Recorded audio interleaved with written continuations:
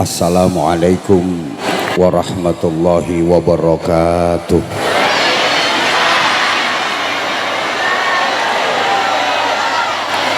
Bismillahirrahmanirrahim.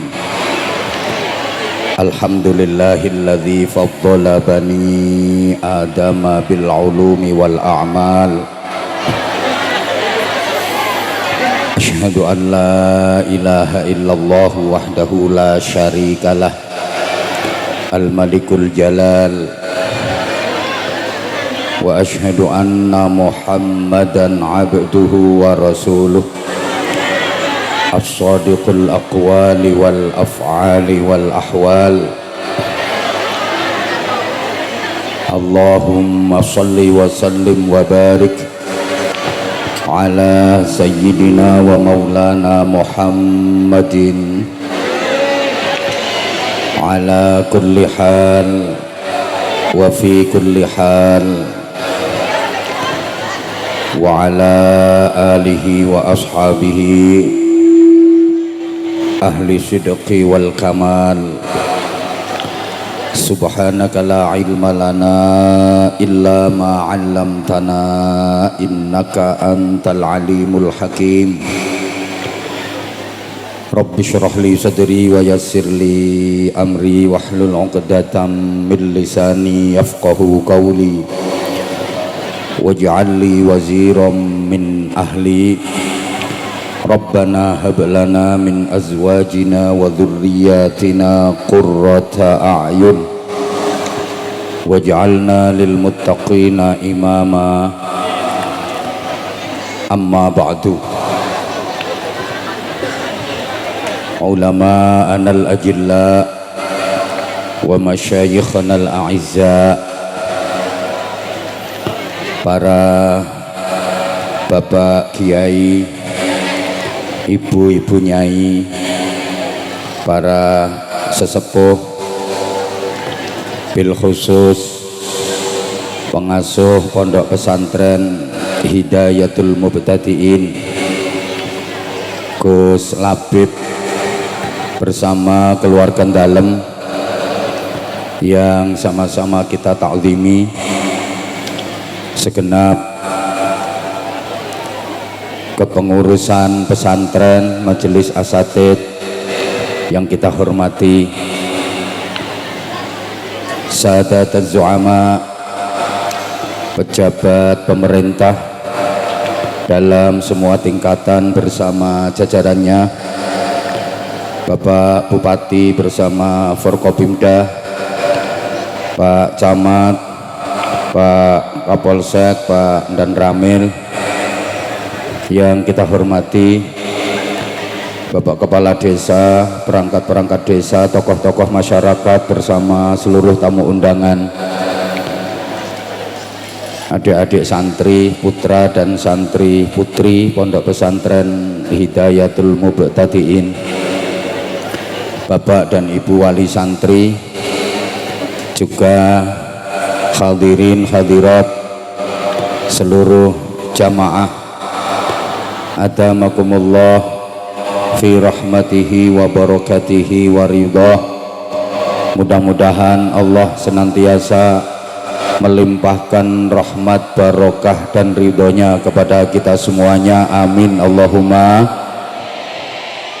Mudah-mudahan seluruh yang hadir di majelis mulia ini digolongkan termasuk orang-orang yang dibimbing Allah, dituntun Allah untuk terus berikhtiar maksimal menggapai kebahagiaan hidup, keselamatan hidup, kemuliaan hidup fitini wa dunya wal akhirah.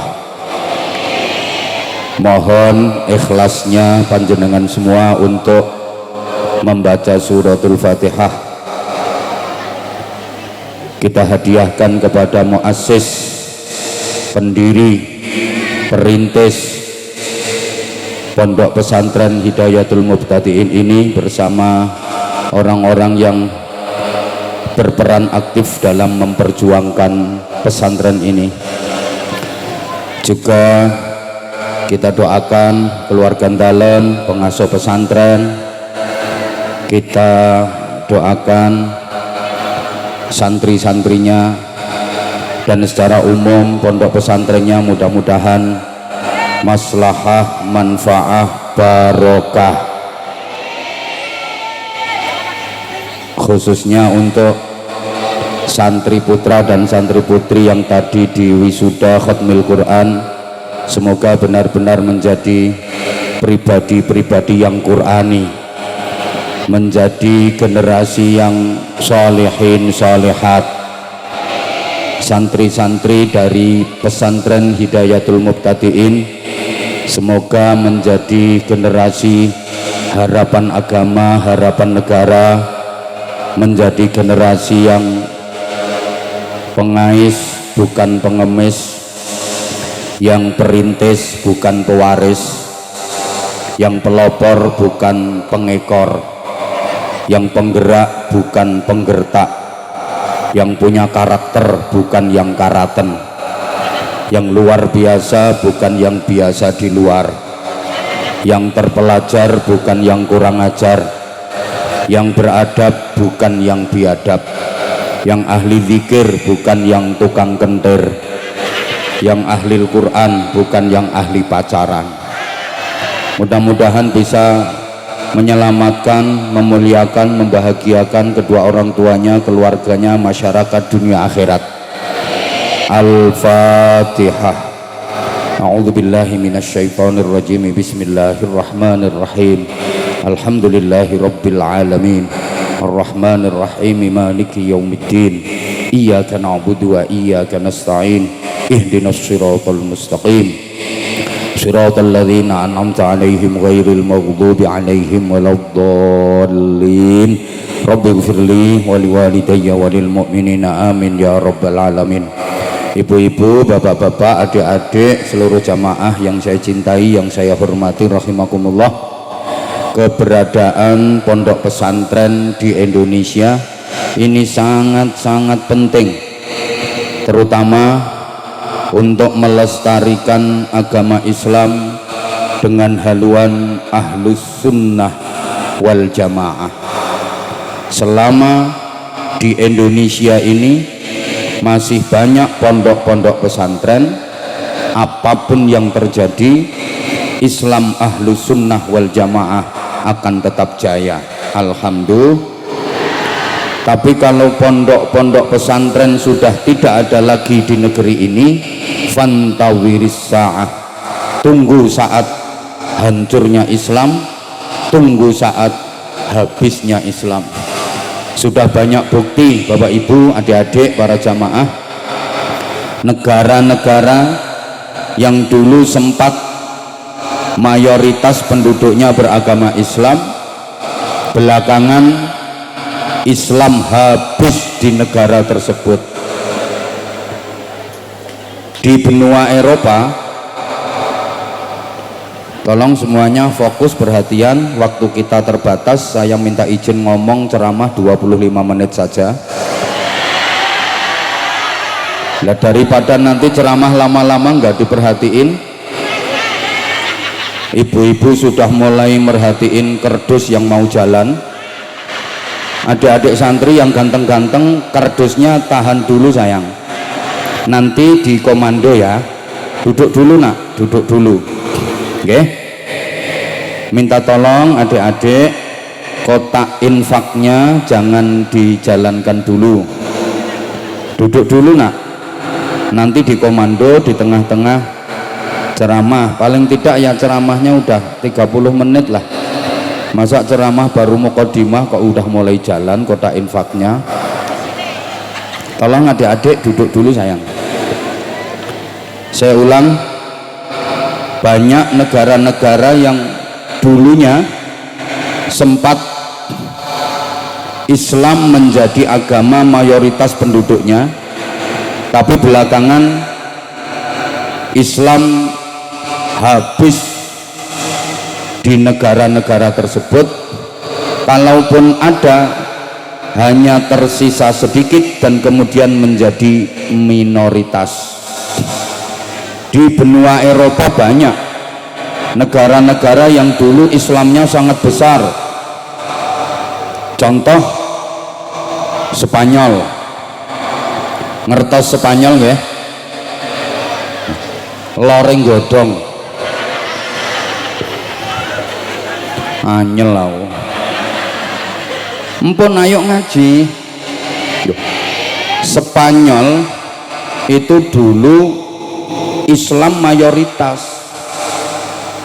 berdiri kerajaan Islam, dan Islam sempat meraih kejayaan sampai sekarang. Banyak ritus-ritus religi yang membuktikan bahwa Islam pernah sukses membangun peradaban di sana, melahirkan ulama-ulama besar, salah satunya yang ngarang kitab nahwu, ilmu gramatika yang dipelajari di hampir seluruh pesantren di Indonesia. Kitabnya bernama Alfiyah Ibnu Malik. Pengarangnya itu orang Spanyol, duduk wong Karangawen, namanya Syekh Muhammad Jamaluddin bin Abdullah bin Malik Al-Jayyani Al-Andalusi. Andalusia itu Spanyol. Sekarang agama Islam sangat-sangat sedikit di Spanyol, tinggal sedikit, minoritas. Demikian pula Rusia, negaranya Vladimir Putin itu sekarang jadi negara komunis. Padahal dulu Rusia itu penduduknya mayoritas sempat beragama Islam. Sekarang Islam habis di sana. Kenapa? Karena di Spanyol, di Rusia itu nggak ada pondok-pondok pesantren, nggak ada madrasah-madrasah diniyah. Makanya agama Islam hilang dari sana. Allahumma sholli ala Muhammad. Wes nek Eropa kadoan, tolong ibu-ibu jenengan mboten usah ngingeti panganan nggih, mboten kira diparingi jenengan. Pun salahmu dadi wong melarat yang ngono kuwi nasibe. Wis trimo didoprokne ning ngisor ora disuguhi apa-apa. Pun yang di atas panggung kalau empati dan solidaritasmu tinggi gak akan tega makan karena merasakan derita yang ada di bawah. Kalau masih tetap makan berarti geragas, termasuk saya. Lu jangan mentang-mentang di atas enak-enak terus melupakan nasib yang di bawah. Yang di atas enak, duduknya nyaman, gak sesek-sesekan, gak ongkep, gak sumuk, ono suguhane, ono ngombene. Perhatikan yang di bawah, sesek-sesekan, ambu kelek kecut, ambu entut selengut-selengut, dipameri wong mangan pisan. Wis tolong sing ngusung-ngusung panganan stop. Opo ngene iki ngaji kok ana sing ganggu wae. Kadoan contoh Eropa. Udah tetangga kita Filipina. Ngertos nggih? Paling boten ten gene peta. Nek gak ngerti yo tahu nonton ning TV lah atau ngelihat di HP negara Filipina. Itu dulu mayoritas penduduknya beragama Islam. Makanya ibu kota Filipina itu namanya Manila. Aslinya berasal dari bahasa Arab amanillah. Asline ngono, tapi dijukuk gampangnya jadi Manila. Sekarang Islam habis di sana, tinggal minoritas sedikit banget. Kenapa? Karena di Filipina nggak ada pondok pesantren, nggak ada madrasah-madrasah diniyah. Kabare no Filipina tuh gak ono manakipan, gak ono yasinan, tahlilan, gak ono berkat. Mulane Islam habis. Karangawen, Gubuk, ya, Pilang Wetan, Kecamatan Kebon Agung, ngapunten, Pilang Wetan, Gubuk, dan rungokne toh Kebon Agung, selama masih ada berkatan maka Islam akan tetap jaya. Tapi Kalau sudah tidak ada berkat, tunggu tanggal mainnya. Islam akan habis.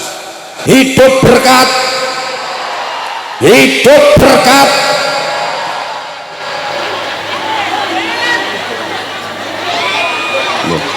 Yang membudayakan yasinan, tahlilan, berkatan, iya pondok-pondok pesantren.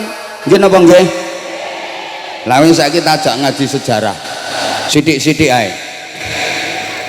Kalau dirunut dari sejarah, pondok pesantren itu dimulai ceritanya ini mulai zaman Nabiullah Ibrahim alaihi salam.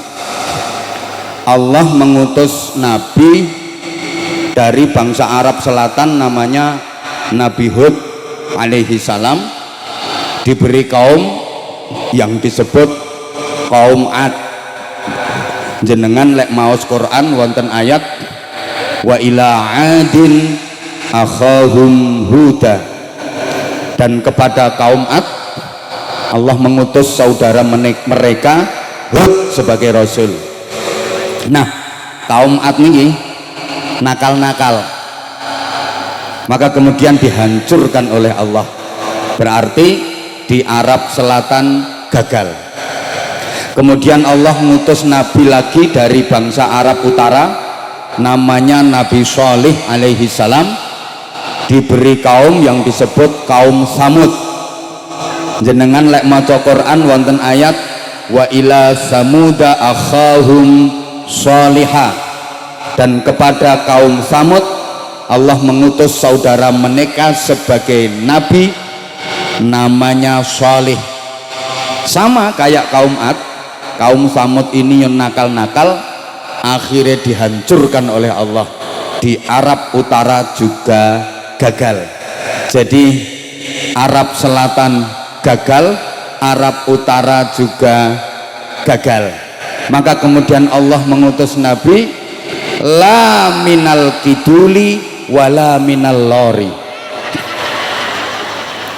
tidak dari kidul juga tidak dari lor, bal minat tenai, akan tetapi diutus dari bangsa Arab Tengah. Ini dipilihkan dari suku yang terkenal paling cerdas otaknya, paling fasih lesannya, paling gagah tubuhnya, paling ganteng wajahnya. Nabi pilihan itu bernama Ibrahim alaihi salam. Dan benar, semua nabi setelah Nabi Ibrahim itu semuanya berasal dari zuriyah keturunannya Nabi Ibrahim alaihi salam. Nabi Ibrahim itu pilihan, cerdas otaknya, fasih lesannya, gagah tubuhnya, ganteng wajahnya. Semua nabi adalah keturunan Nabi Ibrahim, setelah Nabi Ibrahim maksudnya. Nah sekarang kalau ada al ulama warasatul anbiya, halo, para ulama itu pewarisnya para nabi. Nabi-nabi sesudah Ibrahim alaihi salam adalah keturunannya Nabi Ibrahim. Nabi Ibrahim itu sangat ganteng, sehingga didawuhaken ma arsalallahu nabiyyan illa wa hasanal wajhi. Allah tidak mengutus seorang nabi pun kecuali wajahnya ganteng. Lah nek kiai pewarise nabi titenono, kiai kuwi rata-rata wajahe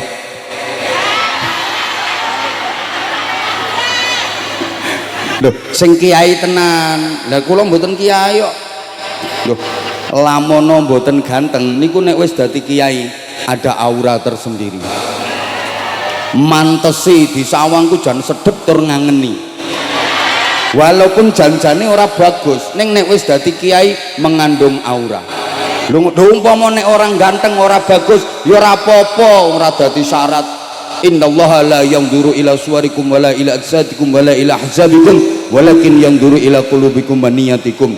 Yang dipandang Allah, yang dinilai Allah bukan tubuhmu, bukan wajahmu, bukan nasab keturunanmu, tapi niat dan hatimu. Iki dalile kiai sing orang ganteng.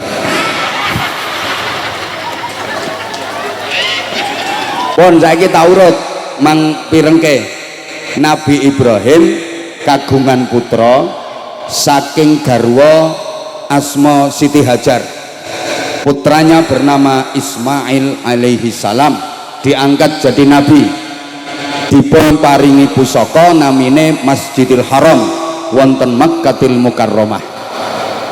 Nabi Ibrahim kagungan putra melih saking garwa Siti Sarah, namine putrane menika Ishak alaihi salam, diangkat jadi nabi, kemudian diberi pusaka bernama Masjidil Aqsa di Palestina, Baitul Maqdis. Makanya perjalanan Isra ibn Kanjeng Nabi niku minal Masjidil Haram ilal Masjidil Aqsa. Nek dirunut berarti napak tilas pusakane Nabi Ismail Masjidil Haram, pusakane Nabi Ishak Masjidil Aqsa. Mulane Kanjeng Nabi sakderenge Mi'raj minggah dhateng Sidratul Muntaha dipun israaken perjalanane minal Masjidil Haram ilal Masjidil. Sampai mriki paham?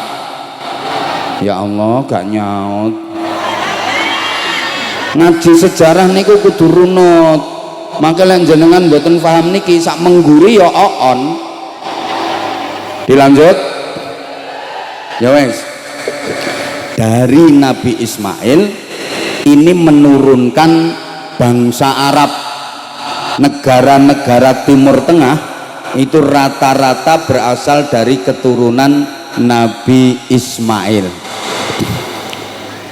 Nabi Ishak punya anak namanya Yakub alaihi salam. Dari Nabi Yakub ini melahirkan keturunan Bani Israel. Jadi Bani Israel niku keturunane Nabi Yakub alaihi salam. Eleng-eleng sapa ngerti engko dadi pertanyaan sing iso jawab entuk hadiah sarung cap.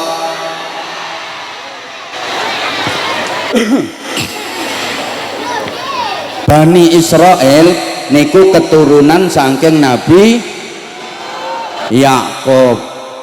Bani Israel iku bangsa wong pinter, wonge pinter-pinter ning serakah. Mulai dulu serakah bukan hanya urusan ekonomi, sampai gudange Nabi. Gudange Nabi niku Bani Israel. Nabi paling kathah niku Bani Israel.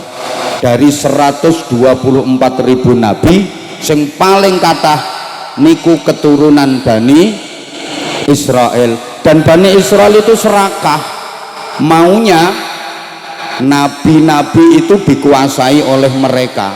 Tidak boleh ada nabi yang bukan keturunan Bani Israel. Makanya sampai saat niki tidak mau mengakui kerasulan Nabi Muhammad Shallallahu Alaihi Wasallam. Soale Kanjeng Nabi sanes keturunane Bani Israel.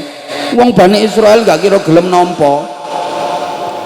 Dulu kalau ada nabi yang bukan keturunan Bani Israel, direbut sama Bani Israel untuk di Bani Israelkan, dijadikan sebagai Bani Israel.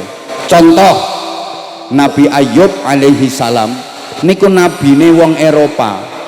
Nabi Ayub niku diutus ke negara Yordania. Akhirnya dipundhut putu mantu dening Nabi Yusuf yang Bani Israel, dipun angsalaken kalih putu putrine Nabi Yusuf asma Siti Rohmah. Akhirnya diboyong ten Israel, bangsa Yordania, bangsa Eropa kelangan nabi. Mergo diboyong nang Israel, akhirnya bangsa Yordania, Eropa kelangan nabi. Tapi lumayan wis tahun duwe nabi walaupun akhirnya kelangan. Daripada Indonesia setiap ada nabi mesti palsu. Saiki ngaku dadi nabi, rong dina maneh tangkep polisi. Itulah nasib nabi-nabi di Indonesia. Halo? Lanjut mboten nih? Yes. Nabi Yakub nggadah pinten-pinten putra, salah satunya bernama Is. Nah, dari Is ini yang melahirkan keturunan bangsa Amerika, bangsa Eropa. Jadi wong Amerika, wong Eropa, Inggris, Prancis, Jerman niku nek diurut munggah nasabe jelas teko Is bin Yakub, Yakub bin Ishak, Ishak bin Ibrahim, jelas nasabe ngono. Sing ora patek jelas nasabe iki wong Pilang Wetan. Lho iso-iso ngono-ngono kuwi nek diurut munggah tekan Bathara Kala. Engko nang diurut mendhuwur tekan Raja Firaun. Engko diurut mendhuwur tekan Qarun. Engko diurut mendhuwur tekan Abu Jahal. Halo? Halo? Ora patek penting. Sing penting kitanya, karena yang dinilai Allah bukan mbah-mbah kita, kakek-kakek kita. Yang dinilai Allah adalah prestasi kita, kebaikan kita. Betul? Apa artinya kalau mbah-mbahnya orang baik-baik tapi kalau kitanya orang yang ndak genah? Ya mending mbah-mbahnya orang-orang biasa tapi kitanya luar biasa. Betul? Oh no. Wis ngene ae pokoke ayo ndandani awake dhewe-dhewe. Pun ngoten mawon pesen kula, ora usah didawak-dawakke, engko digoreng. Wong saiki niku ceramah 1,5 jam, berarti 90 menit toh. Nah, yang 80 menit itu baik, bagus. Yang 10 menit elek. Lha iku sing ditampilno iku sing 10 menit. Mulane jenengan harus bijaksana dalam bermedsos. Itu saja pesan saya. Ambil sisi baiknya, hilangkan sisi buruknya. Itu kalau niatnya mau berjihad lewat medsos. Jangan malah memprovokasi umat, kasihan umat, mumet. Wis toh ayo. Ya Allah wis gak tak terus nih. Pokoknya nek ajaan kita ya ayo ibda binafsik, kita mulai memperbaiki dari diri kita masing-masing. Allahumma sholli ala Muhammad. Dah, kalau Nabi Ismail dikasih pusaka Masjidil Haram, Nabi Ishak dikasih pusaka Masjidil Aqsa, runutan dari masjid ini turun sampai ke Rasulullah Muhammad sallallahu alaihi wasallam. Perjalanan Isra-nya minal masjid ilal masjid, Rasulullah hijrah dari Mekah ke Madinah, nyampe perbatasan. Pertama yang dilakukan adalah bangun masjid yang kemudian disebut sebagai Masjid Quba. Ini masjid yang dibangun pertama kali dalam sejarah Islam. Namanya Masjid Quba. Ini masjid yang menjadi rutinitas Rasulullah setiap malam minggu. Jadi setiap Sabtu sore, malam Ahad, Rasulullah tindak menuju ke Masjid Quba, imma masyian wa imma raqiban, kadang jalan kaki, kadang berkendara, naik onta, naik kuda untuk ke Masjid Quba. Karena Rasulullah ngalap barokah saking tumurunipun ayat la masjidun ussisa ala taqwa. Para jamaah, siapa yang sholat 2 rakaat di Masjid Quba, pahalanya sama dengan ibadah umroh. Kalau sholat 4 rakaat di Masjid Quba, pahalanya sama dengan ibadah umroh 2 kali. Maka semua jamaah haji, jamaah umroh itu pasti berkunjung ke Masjid Quba untuk iktikaf dan menjalankan sholat. Mudah-mudahan yang hadir ikhlas ikut majelis mulia hari ini dimudahkan Allah untuk bisa ke sana. Kesana lo tanganku nontiarai. Bener ya? Oh ya wis bener kulon kono berarti pas. Muga-muga digampangno karo Gusti Allah. Ya Allah. Niku Masjid Quba iki nggone nang Madinah. Sama nek mboten ngertos Madinah niku kilene Madiun. Ya leres kok Madiun ngulon terus engko tekan Madinah. Allahumma sholli ala Muhammad. Masuk ke jantung kota, Rasulullah nyari tempat yang strategis untuk bangun masjid lagi, dan masjid itu sekarang terkenal dengan nama Masjid Nabawi. Para jamaah, orang itu kalau ke Masjid Nabawi di Madinah, yang paling dicari-cari adalah Raudhah. Semua pengen masuk ke Raudhah sampai antri-antri, dan sekarang untuk bisa masuk ke Raudhah harus pakai tasreh, namanya surat izin. Kalau nggak bawa tasreh surat izin dari muassasah, nggak bisa masuk ke Raudhah. Kenapa semua berebut ke Raudhah? Karena Raudhah adalah taman surga. Itu sabdanipun Kanjeng Nabi Muhammad sallallahu alaihi wasallam, ma baina baiti wa mimbari raudhatun min riyadil jannah. Tempat antara rumahku sampai dengan mimbarku adalah taman surga. Kenapa tempat itu disebut taman surga? Kok enggak seluruh bangunan masjid yang luas itu semuanya dianggap sebagai taman surga? Kok hanya tempat itu antara daleme Kanjeng Nabi sampai mimbare Kanjeng Nabi, kurang lebih ukurannya 27 kali 16 meter, panjang 27 meter, lebar 16 meter, kurang lebih, soalnya aku dewe ora tau ngukur. Kenapa hanya itu yang disebut Raudhah, taman surga? Kok enggak semua bangunan masjid? Para jamaah, sebab di tempat itulah Rasulullah mendirikan pondok pesantren. Pondok pesantrennya Rasulullah itu namanya Raudhah. Loh, apa kok berani bilang itu pondok pesantren? Ya karena di tempat itu Rasulullah mendidik para santrinya, Rasulullah mengajar sahabat-sahabatnya.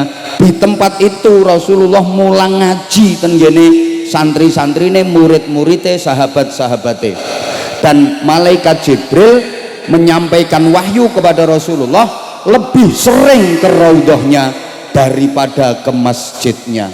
Allahumma sholli ala Muhammad. Ini berdasarkan penelitian riwayat hadis. Malaikat Jibril itu jauh lebih sering menemui Rasulullah di Raudhahnya, di pesantrennya, daripada di masjidnya. Gitu loh Bu. Jadi pondok pesantrennya Rasulullah itu namanya Raudhatun min Riyadil Jannah, taman surga. Maka semua pondok pesantren termasuk pondok pesantren Hidayatul Mubtadiin ini besok di akhirat akan diangkat ke surga oleh Allah.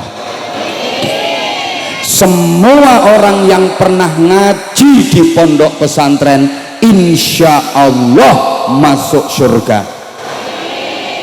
Sak wali santri nih nek bayare syahriyah ora telat,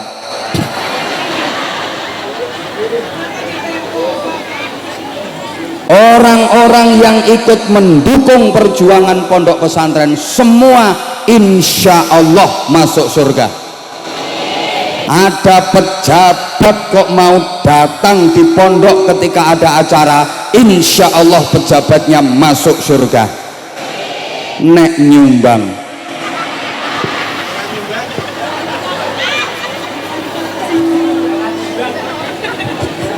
halo, dilanjut betul. Bukan Nabi lek dawuh gini sayang, man ro'ani dakhalal jannah wa man ro'ani dakhalal jannah, man sofahani dakhalal jannah wa man sofahani dakhalal jannah, man ta'allama bi dakhalal jannah wa man ta'allama bi dakhalal jannah. Kama qala. Kok mantuk-mantuki ngerti artinya apa Bu ya? Siapa yang pernah melihat aku dalam keadaan iman, dia masuk surga. Siapa yang pernah melihat orang yang pernah melihat aku dalam keadaan iman, dia masuk surga. Terus siapa yang pernah berjabat tangan dengan aku masuk surga. Siapa yang pernah berjabat tangan dengan orang yang pernah berjabat tangan dengan aku masuk surga. Siapa yang pernah belajar ngaji bersama aku masuk surga. Siapa yang pernah belajar ngaji bersama orang yang pernah belajar ngaji kepada aku masuk surga ila yaumil qiyamah, terus ngantos dinten kiamat. Alhamdulillah. Loh, santri ini Kanjeng Nabi nggak kathah Bapak Ibu. keng tebe-tebe wonten santri saking negara Jerman namine Suhaib Ar-Rumi, wonten santri saking India.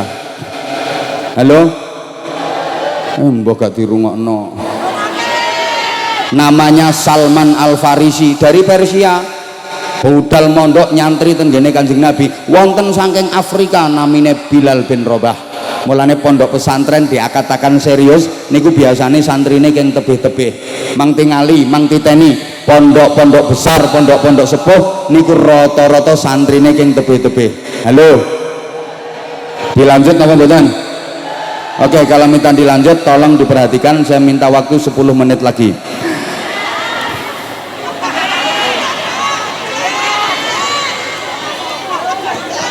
Kanjeng Nabi mulang santri-santrine, rungokno to sayang, tenggene pondok pesantren mriku. Setelah adanya raudhah dan pondok pesantren, Rasulullah niku mengeluarkan doa istimewa yang diaminkan seluruh malaikat, diaminkan sahabat-sahabat utama. Doanya adalah Allahumma ja'al bil Madinah li'afai ma ja'alta bi Makkah minal barakah. Ya Allah, jadikanlah kota Madinah ini barokahnya 2 kali lipat dibanding Mekah. Maka meskipun Mekah ada Ka'bahnya, tapi barokahnya lebih besar Madinah. Kenapa? Mekah simbol amal, Madinah simbol ilmu. Amal dengan ilmu lebih utama ilmu, karena ilmu tanpa amal tetap ada, tetap jalan, tapi amal tanpa ilmu tidak diterima, tidak dianggap amal. Betul? Fadlul alim alal abid kafadlil qamari lailatal badri ala sairil kawakib. Keutamaan orang berilmu dibanding ahli ibadah yang tidak berilmu itu seperti perbandingan bulan di malam purnama dibanding bintang gemintang. Kalau bulan purnama sudah muncul, maka cahaya bintang pun akan redup. Betul? Ya Allah, serati gatek ke aku rasa semangat sampai anak tiwas leku petentengan mimik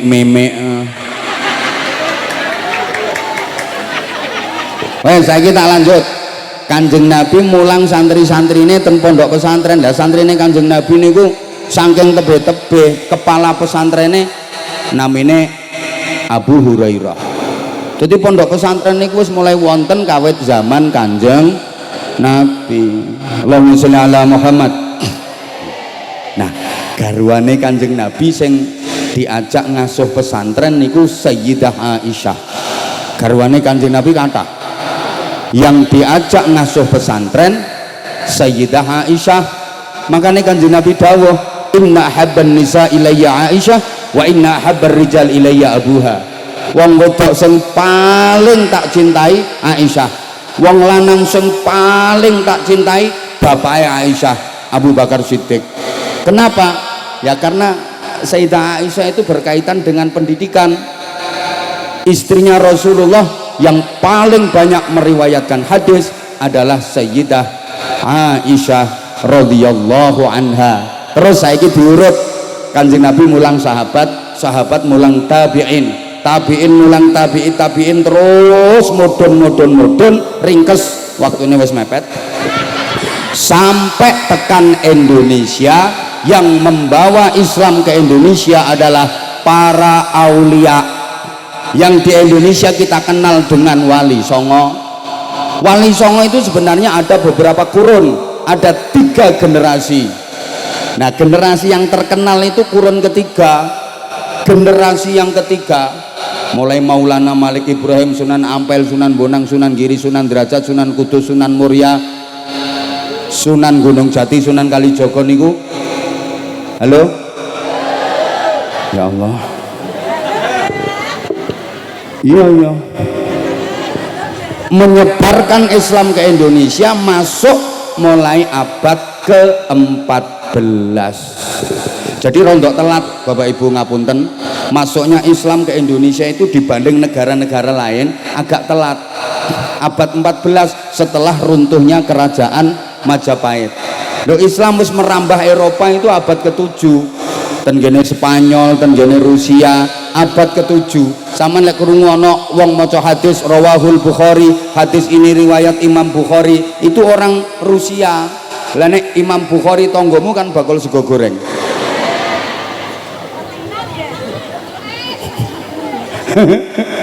Halo? Wes, Islam sudah nyampe ke Mesir, kawasan Afrika akhir abad ke-6. Amr bin As diangkat jadi gubernur di sana. Islam masuk ke Irak abad ke-7 awal. Khalid bin Walid yang menyebarkannya di sana. Islam sampai ke Iran awal abad ke-7. Abu Ubadah Ibnul Jarrah. Mbuh tak ceritani ngene ora paham. Lah masuk Indonesia wis telat abad ke-14. Mulane dadi budaya masyarakat Indonesia ki acara apa wae wajib telat. Ini cocok karo masuknya Islam di Indonesia yang telat. Ana kiai diundang ceramah ba'dal zuhur tekone ya jam 3. Rasa keplok ra lucu. Yo, nek ora telat ora Indonesia. Jadi semakin telat semakin Indonesia. Apa maneh wong NU diundang Baksul Masail jam 8 pagi, prakteke barasar. Lah, telat itu kan identik dengan ketinggalan. Ojo kaget lek Indonesia ki apa-apa ketinggalan. Disiplin ilmu pengetahuan ketinggalan, budaya ketinggalan, perekonomian ketinggalan, teknologi ketinggalan. Bandingno karo Jepang ketinggalan kita. Sampeyan rene numpak sepeda motor duduk gaweane wong Pilang Wetan.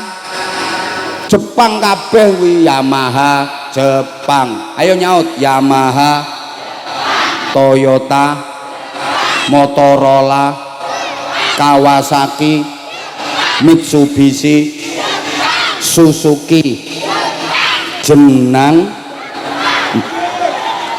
Kudus, jenang Kudus, gudeg Jogja, wajik Magelang, wingko babat, soto Lamongan, pecel Madiun. Jadi harusnya kita itu jadi umat terbaik, kuntum khaira ummatin, tapi kenyataannya bukan kuntum khaira ummatin, tapi kuntum ummatan badokan lillahi ta'ala.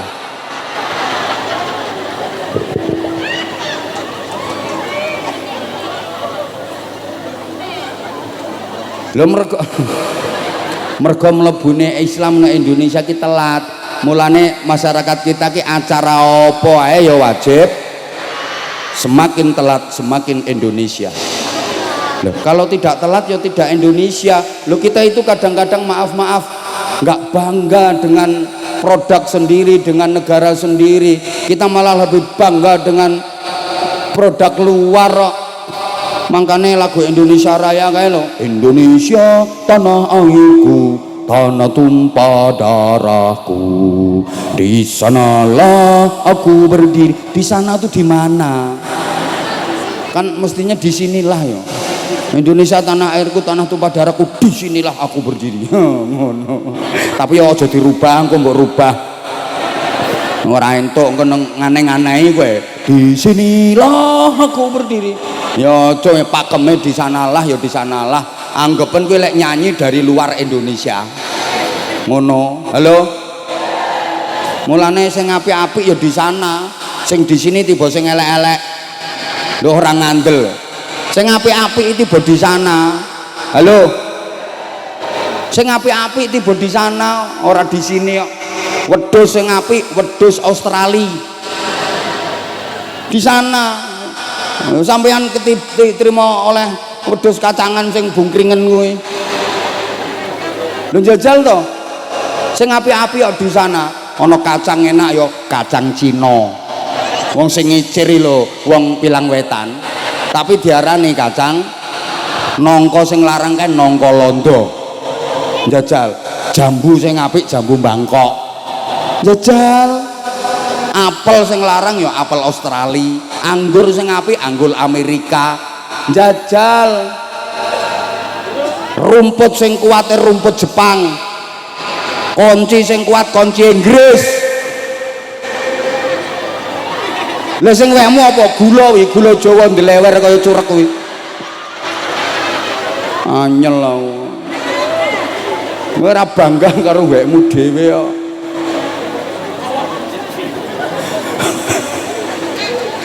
Mbah. Lah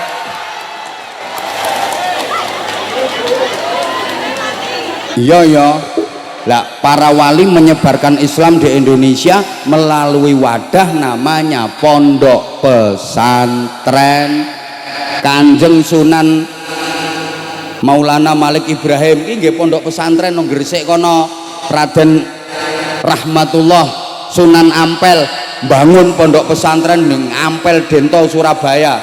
Lho santrine Kanjeng Sunan Ngampel niku mirip santrine Kanjeng Nabi. Wonten santri sing putrane piyambak namine Maulana Makhdum Ibrahim yang kemudian menjadi Sunan Bonang. Wonten putrane melih namine Sayyid Qasim yang kemudian menjadi Sunan Derajat. Ono santri niku putra dari ulama terkemuka Maulana Ishaq, namanya putranya itu Raden Paku Sayyid Ainul Yakin yang kemudian menjadi Sunan Giri. Ada santri putra kerajaan Sriwijaya atau Palembang namanya Raden Husain kemudian menjadi Adipati Terung.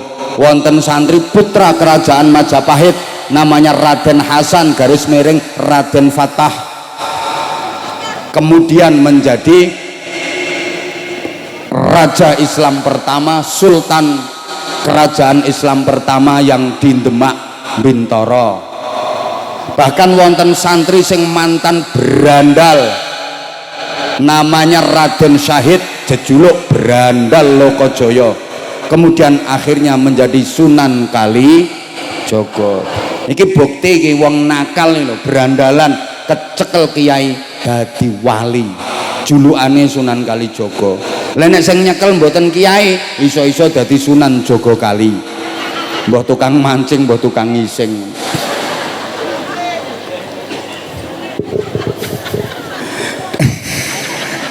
Para wali membangun pondok pesantren, akhirnya mencetak kader-kader ulama, mencetak kader-kader kiai untuk disebar di masyarakat, mengajarkan agama Islam yang sukses membawa perubahan agama terbesar di Indonesia sampai masyarakat Indonesia mayoritas memeluk agama Islam. Padahal dulunya banyak yang nggak kenal Tuhan, ateis, ada yang animisme, ada yang dinamisme, ada yang gugon Tuhan, ada yang kejawen, ada yang masih purba kayun, Darmo gandul, gandule Kang Darmo, ada yang kelenek, bisa percaya karo Nyi Blorong, Nyi Roro Kidul, Nyi Roro Lor, Nyi Roro Tengah, Nyi Roro Etan, Nyi Roro Kulon, Nyi Roro Pojokan, mak lampir nini pelet gerandong wa ala alihi wa sahbihi ajmain. Malik Grendang hampir 90% beragama Islam. Ini sukses besar dakwahnya para wali, dakwahnya para kiai. Kenapa? Loh, strateginya canggih, alus. Jadi dalam berdakwah itu nggak keras, nggak kejem kepada masyarakat, tapi santun, penuh kelembutan, merangkul budaya yang ada, tradisi yang ada, nggak diberantas habis, tapi dengan prinsip mengintili, mengetutkan. Makanya lek corong Kanjeng Sunan Kalijogo digubah dari tembang cah angon, cah angon. Jadi angon masyarakat, ya namanya angon itu kan mengetutkan. Kaya angon wedhus, ngapunten aku ngomong wedhus kudu karo ngingeti menduwur. Engko lek ngingeti mengarep apa maneh nyuding-nyuding malah viral engko. Iki wong pencet ceramah kok medhus-medhuske wong. Contoh nggih angon wedhus. Wong saiki ceramah iku omong sak omong, sikap sak sikap kudu sing hati-hati. Contone angon wedhus. Lha kok aku lek misale kaya angon wedhus tersinggung mesti wong iki. Ora trimo ngadeg kabeh wong telu. Wong conto kok angon wedhus. Lha kuwi mesti ngetutke manggone nomburine wedhus. Nek mlakune wis bener ya wis tutke. Lah engko nek bandang baru digetaki. Ngono. Angon masyarakat yuk ngetutke, lek wis bener tutke, lek keliru getaki. Keliru. Ngono. Nek nang ngarepe wedhus yo ora angon, blantik. Kuwi mbok gelem ora gelem wedhuse diseret yo mangati ketek gulune melet wis ora peduli, seret ae. Mula sampean lek golek pemimpin iki sing angon, aja golek pemimpin sing blantik, nekek gulumu nganti melet-melet kowe. Ngono. Keplok-keplok padahal ya ora paham ngono kuwi. Gayane keplok-keplok. Loh, dan para kiai itu yang berhasil menggelorakan semangat jihad melawan penjajahan. Loh, anggete sampean sapa yang membakar semangat patriotisme perlawanan musuh penjajah kae? Para kiai, para ulama di tengah-tengah masyarakat terjun langsung. Ngapunten, waktu itu belum ada tentara, belum ada polisi. Izin Pak Kapolsek, izin Pak Dan Ramil, urung ono tentara, urung ono polisi. Kalau saya ngomong salah silahkan dikoreksi. Rungokno Pak Kapolsek malah dihingklo ae. Aku minta dikoreksi Pak Kapolsek kalau salah nanti, gitu loh. Lah waktu itu tentara polisi belum ada kok. Komandan-komandannya siapa? Para kiai, pasukannya ya santri-santrinya itu. Kok dari pondok pesantren? Lah iya, memang pendidikan waktu itu hanya di pondok pesantren. Bagi masyarakat biasa, maaf ada sekolahan, itu pun sekolahan milik Belanda. Yang boleh ikut sekolah di situ hanya anaknya bangsawan. Kalau bukan ningrat, bukan bangsawan, ndak boleh ikut sekolah di situ. Minimal anak wedono. Wedono iki jabatan di bawah bupati, di atas camat. Anake camat, Kapolsek dan Ramil ra klebu sekolah ning kono, ora ketrima, kurang dhuwur jabatan, kurang dhuwur pangkat. Wong camat iki jabatan apa?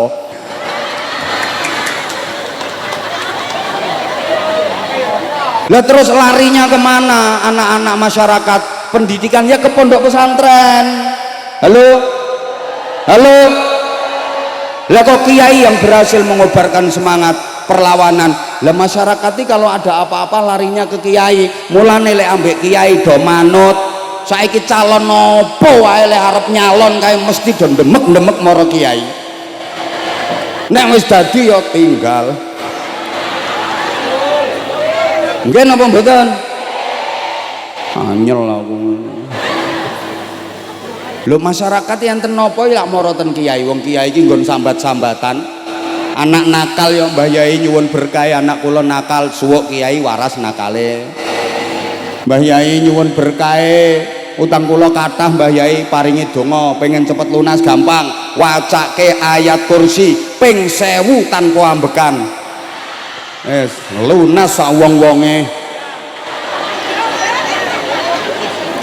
Mbah Yai, bojo kula cerewet banget Mbah Yai, nyuwun donga nggombungkem cangkeme wong wedok. Wacake summum bukmun umyum fahum la yarjiun. Kuwi bungkeman cangkeme kirek.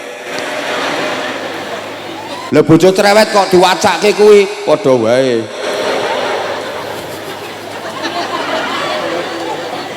Mbah Yai utang kula kathah ngono kuwi. Maca surat Waqiah ki wacan Allahu latifum bi ibadihi yarzuqu may yasha wa huwal qawiyul aziz ping 9 terus ya latif ya latif ya latif ya latif 16626 ngono kuwi mbiyen ngono kok Mbah Yai bojo kula niku leh ngandhut wis meh setahun kok dereng babarake nyuwun dongane gek nang lair bayine jogoke banyu wudu nggone kolahe santri yo jeding sing biasa nggo wudu santri cidoke kono damoni karo Mbah Yai ngono guyangke wetenge bojomu biar lahir suwuk pendobolan lungge lu nganti tekan saiki jenengan lek enten napa-napa lak merlokke kiai nggih napa mboten ngono duwe gawe mantu nyunatke arep besanan ngundang kiai kok rungokke makanya masyarakat ini manut leh karo kiai sehingga kiai ulama yang menggerakkan semangat patriotisme melawan penjajahan. Mayoritas Indonesia kan beragama Islam ngono lho Bu wes sehingga pondok pesantren dengan pendidikannya yang diajarkan kitab Ta'limul Muta'allim, Bidayatul Hidayah, Sulamut Taufik mampu melahirkan tokoh-tokoh besar, bahkan pelopor dan pendiri republik ini banyak tokoh-tokoh yang alumni dan lulusan pondok pesantren. Tepuk tangan untuk pondok pesantren. Nganti watuk-watuk aku arep ngombe yo isin aku. Lah wong sing tokoh-tokoh disuguhi ora wani ngombe, ora wani njemok panganan, kok kuwatir diarani gragas kok. Lah aku arep ngombe ya isin aku. Wis pokoke ya sak kuat-kuate.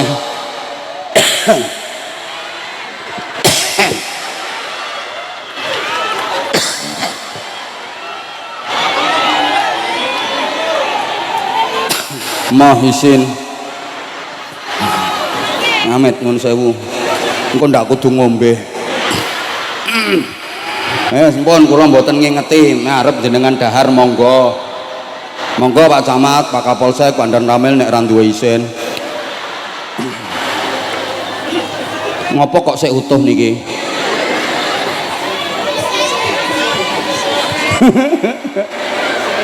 Ben panitiane sing seneng suguhane utuh. Allahumma sholli ala Muhammad.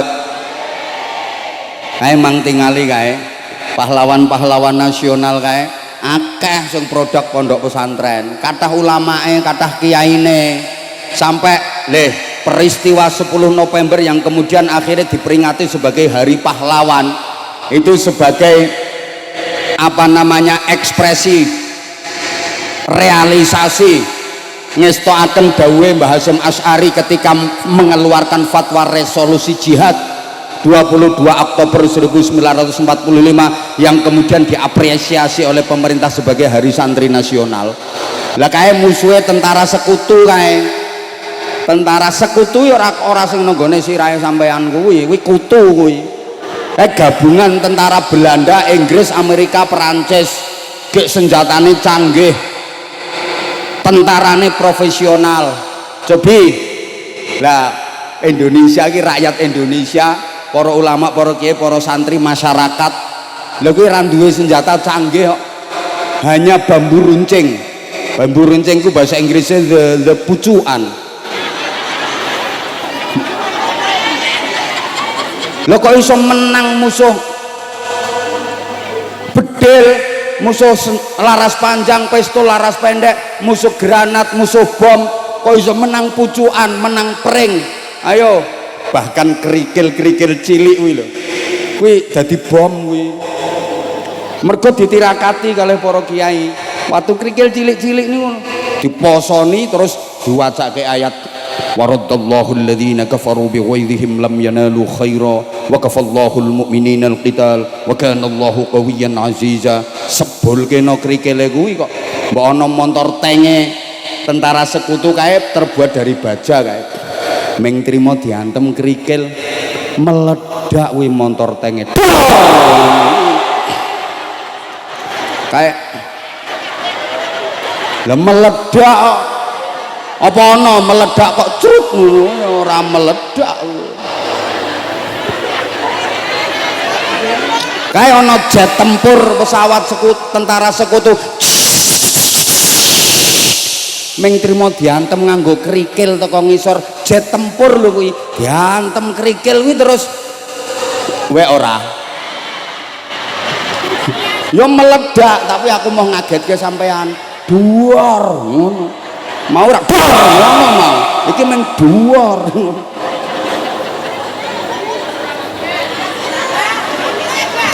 lho ngono. Allahumma sholli ala Muhammad. Lho, malah pimpinane tentara sekutu jenenge Brigadir Jenderal Malabi, kae sing mateni sapa? Dudu polisi, dudu tentara. Izin Pak Dan Ramil, Pak Kapolsek izin. Nggih Dan Ramile ra rawuh kok. Pak Kapolsek izin, Pak Tentara izin. Kae sing mateni kae dudu tentara, dudu polisi. Wong polisi tentara belum ada waktu itu. Sapa sing mateni Jenderal Malabi? Santri. Lho kula ngertos piyambak pas nonton filmnya kuwi. Lah aku ya ora menangi kok. Kuwi no filmnya kan ditayangno. Kuwi film iki fakta sejarah. Ngono lho. Wes. Lah, lho piye karepe iki? Mangkane Bapak Pendidikan Nasional Ki Hajar Dewantara ki awal-awal kemerdekaan nate sowan ten Bung Karno. Presiden pertama kae di suwuni pertimbangan. Apa saran Bapak sebagai Bapak Pendidikan Nasional untuk generasi Indonesia ke depan? Usulane Ki Hajar Dewantara, wahai Paduka Presiden yang mulia, jangan pernah menomorduakan madrasah-madrasah, jangan menganaktirikan apalagi meninggalkan pondok-pondok pesantren, karena cikal bakal berdirinya republik ini adalah dari pondok pesantren dengan kiai dan santri-santrinya. Mangkane lek ono pejabat sapa wae kapan ora gelem apik karo pondok pesantren biasane kualat. Ora usah ndongake ra slamet wong aku tak eluske biasane kualat.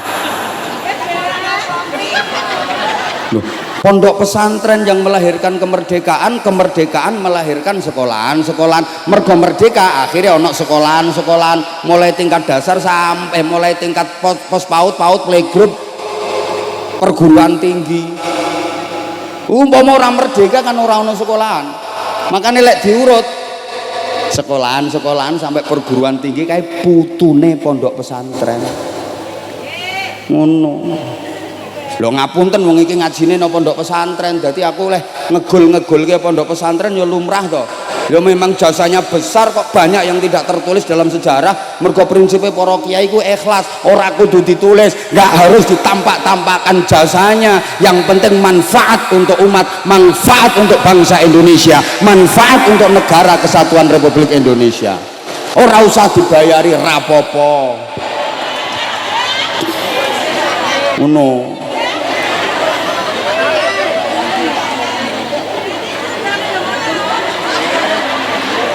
Lah nek saiki bayaran niku penting napa mboten? Kira-kira dadi Kapolsek mboten dibayari purun napa mboten? Dadi camat mboten enten bayarane purun napa mboten?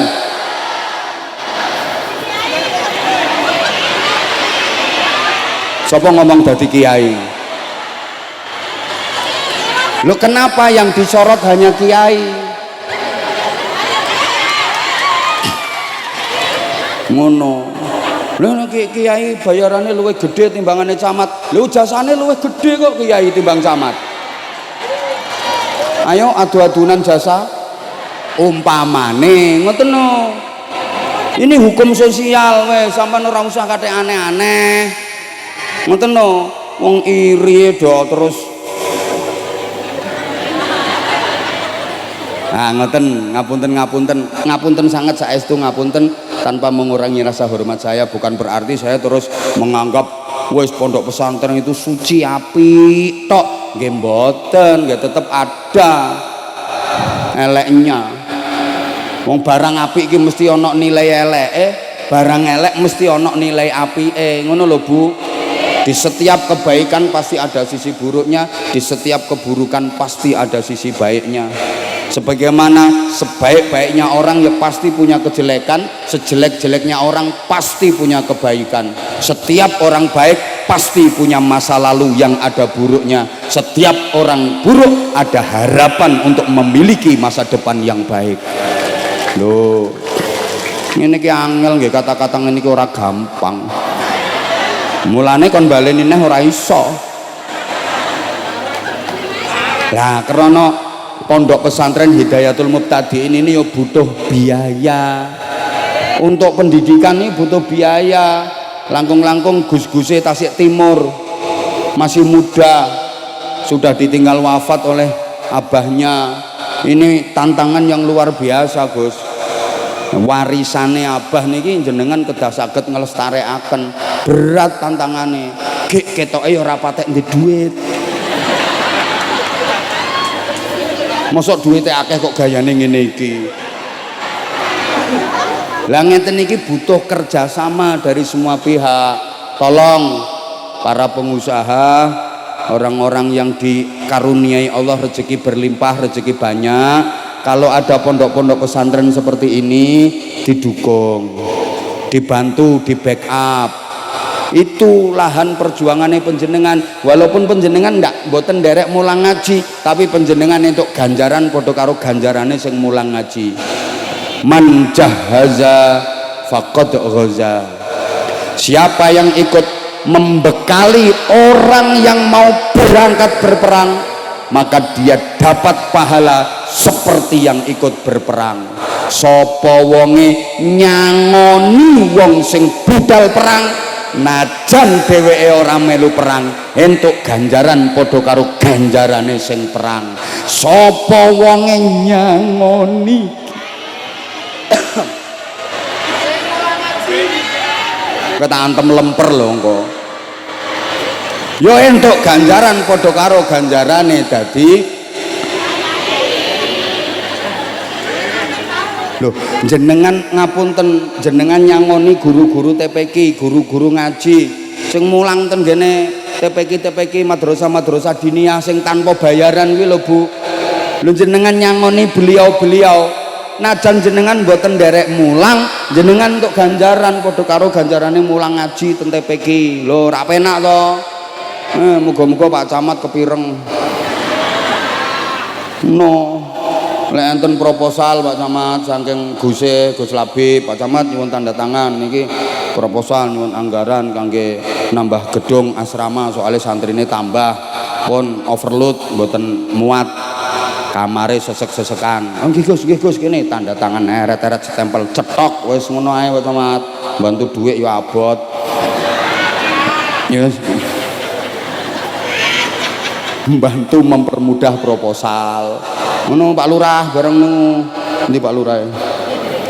Pak Lurah pondok-pondok pesantren ngeten niki. Niki pompong jenengan masih menjabat sebagai khalifah fil ardi dan sebagai kepala desa Pilang Wetan. Nanti kalau sudah Israel datang menjemput, sudah habis kesempatan panjenengan untuk ikut berjuang di pondok pesantren ini. Betul. Ngono lho, wis. Nah, sakniki monggo ada kesempatan bagi panjenengan untuk ikut berkontribusi membantu pondok pesantren Hidayatul Mubtadiin. Adik-adik panitia, monggo persiapan sayang. Ayo mohon grup hadroh, grup sholawat STW setengah tuwek, grup sholawat senior keren sampai sepuh terus sholawatan nggih. Terus aja sampai kalah karo sing nem-nem, tak dukung terus.